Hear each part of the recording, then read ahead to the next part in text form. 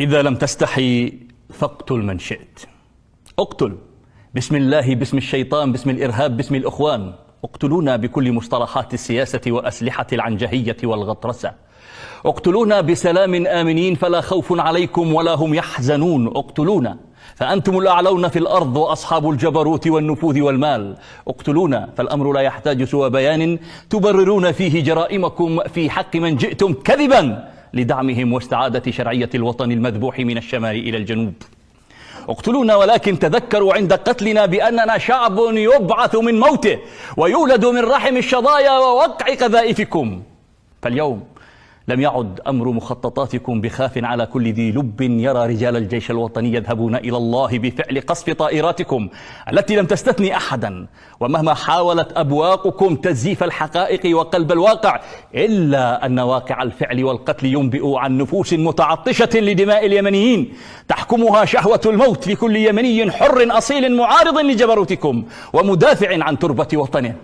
نعم، هي السطوة والسيطرة والتمدد واحتلال بلد مستقل وتحقيق حلمكم في الاستحواذ على الممرات المائية هو هدفكم الذي جئتم من أجله إلى اليمن، وليس استعادة الشرعية ومحاربة الإرهاب ومواجهة المد الإيراني كما تدعون وتحاولون إقناع العالم بإيجابية ومصداقية ما تفعلون.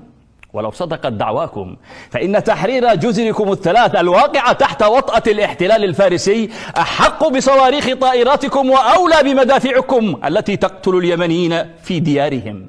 فعلى من يا قتلة العصر الحديث؟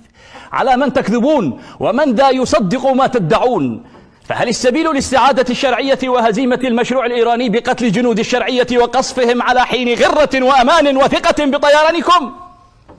هل تحقيق الأمن والاستقرار والحفاظ على وحدة اليمن التي جئتم تحت عباءتها يكون بإنشاء الميليشيات خارج إطار الدولة ومدها بالمال والسلاح لتنقلب على الدولة والشرعية؟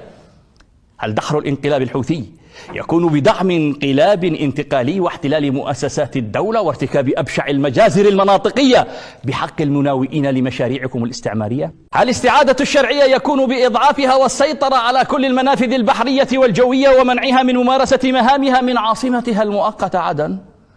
وهل استعادة الشرعية يتم عن طريق إنشاء إمبراطوريات إعلامية تزيف وعي الناس وتقدح بالشرعية ورئيسها وتكرس المناطقية والكراهية والأحقاد وتشجع على تصفية الخصوم؟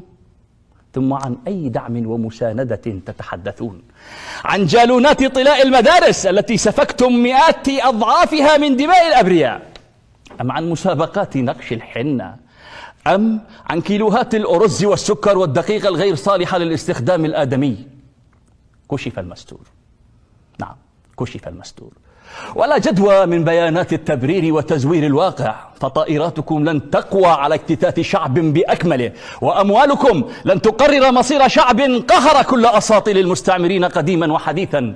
وحضارة الزجاج الطارئة ستبقى عاجزة عن محو حضارة جذورها ضاربة في أعماق التاريخ. سنبقى وسيبقى الجيش الوطني وستبقى اليمن شامخة عصية على التقسيم والتمزيق ما بقي في الشعب اليمني قلب ينبض، ولن ترى الدنيا على أرضنا وصية. تذكروا جيدا أن من يرقصون فوق جثث الأبطال على إيقاع دراهمكم غدا عندما يفيقون من سحر الدراهم سيرقصون على صدوركم. هي الأيام كما شاهدتها دول، من ساءه زمن سرته أزمان.